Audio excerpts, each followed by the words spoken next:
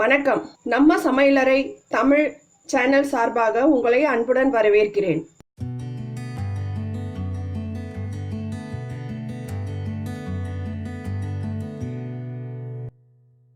Stove on பண்ணிருக்கேங்க. கடாயில எண்ணெய் ஊத்தி வச்சிருக்கேன். அது காயறதுக்குள்ள நான் சொன்ன அளவுல 4 பெரிய வெங்காயம், இஞ்சி, பூண்டு இதை நம்ம பேஸ்டா அரைச்சு ரெடி பண்ணி வச்சுக்கலாம். கடாயில எண்ணெய் காஞ்சிடுச்சுங்க. தாளிக்கு தேவையான பொருளை தாளிச்சிடலாம். மிக்சியில வெங்காயம், இஞ்சி, பூண்டு நல்ல ஃபைன் பேஸ்டா அரைச்சு வச்சிருக்கேங்க. இந்த சோம்பு, பட்டை எல்லாம் செவந்தக்கு அப்புறம் இந்த அரைச்சு வச்ச பேஸ்ட் இதுல சேர்த்துடலாம். உங்களுக்கு கிரேவி ரொம்ப தேவையில்லைன்னா நீங்க வெங்காயம், தக்காளி அளவை கம்மி பண்ணிக்கோங்க. இந்த வெங்காயம், இஞ்சி, பூண்டு பேஸ்ட் நல்லா எண்ணெயில நல்லா வதக்கிக்கோங்க, பச்சை வாசனை போற வரைக்கும். வெங்காயம், இஞ்சி, பூண்டு பேஸ்டோட பச்சை வாசனை கொஞ்சம் போயிடுச்சுங்க. இன்னும் கொஞ்சம் வதக்கணும். இந்த சமயத்துல இந்த பிளேட்ல வச்சிருக்க தூள்ல கசூரி மேத்தியும் கரம் மசாலாவையும் எடுத்துடுறேன். மீதி இருக்க மிளகாத்தூள், வீட்டில் அரைச்ச மிளகாத்தூள், பிளெயின் சில்லி பவுடர், தனியா தூள், உப்பு, மஞ்சத்தூள், சக்கரை இது எல்லாத்தையும் ஒன்னா சேர்த்து வதக்கிடலாம். கரம் மசாலாவெல்லாம் முதல்லயே போட்டிங்கன்னா உங்களுக்கு ஒரு மாதிரி நெடி வந்துடும், கசப்பு வாசனை வந்துடும். எப்பவுமே கரம் மசாலாவை கொஞ்சம் லாஸ்ட்ல சேர்த்துக்கோங்க. இதையும் சேர்த்து கொஞ்சம் பச்சை வாசனை போற வரைக்கும் வதக்கிக்கலாம். சிலருக்கு சக்கரை போடுறது பிடிக்கலன்னா அவாய்ட் பண்ணிடுங்க. சக்கரை போட்டிங்கன்னா கொஞ்சம் எக்ஸ்ட்ரா டேஸ்ட் கொடுக்கும். அதுக்காக தான் ஒரே ஒரு ஸ்பூன் போட்டிருக்கேன். பிடிக்காதவங்க அவாய்ட் பண்ணிடுங்க. இப்போ இது நல்லா வதங்கட்டும்.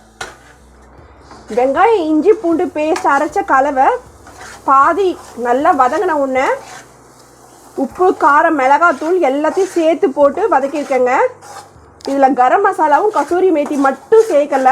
மற்றபடி மிளகாத்தூள், மஞ்சத்தூள், உப்பு, தனியாத்தூள் இதெல்லாம் போட்டு நல்லா வதக்கிடுங்க. அதோட கார வாசனை போகணும். இப்போது உங்ககிட்ட சொன்ன அளவில் தக்காளியும் 8 முந்திரி பருப்பு போட்டு இதில் பேஸ்ட் பண்ணி வச்சுருக்கேன். இதை இதில் சேர்த்துடலாம். இதில் கொஞ்சம் தண்ணி கலக்கி ஊற்றிக்கலாம் லாஸ்ட்டில். உங்ககிட்ட இன்க்ரீடியன்ஸில் தயிர் சொல்லலை. இப்போது தயிர் வந்து கட்டி தயிர், புளிப்பு இல்லாத தயிர் 2 ஸ்பூன் இதில் ஆட் பண்ணிடுறேன்.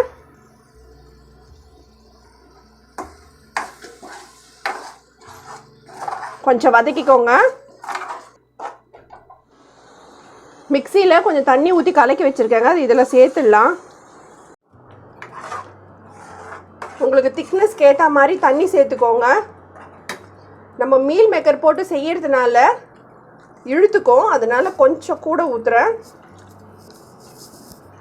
இந்த ஸ்டேஜில் உப்பெல்லாம் செக் பண்ணிக்கோங்க.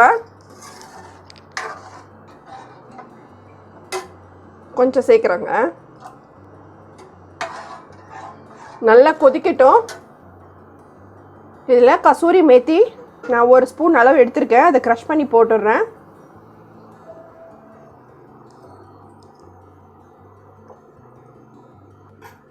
கரம் மசாலா 1/4 ஸ்பூன் எடுத்திருக்கேங்க. அதையும் சேர்த்துடுறேன்.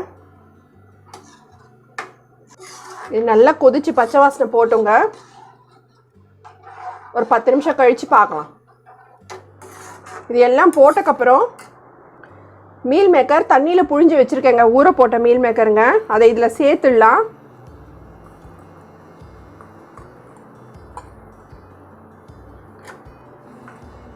நீங்கள் லைட்டாக ஃப்ரை பண்ணி சேர்க்கறதுனால சேர்த்துக்கோங்க. நான் அப்படியே தான் ஊற வச்சதை நல்லா புழிஞ்சு இதில் சேர்த்துட்றேன்.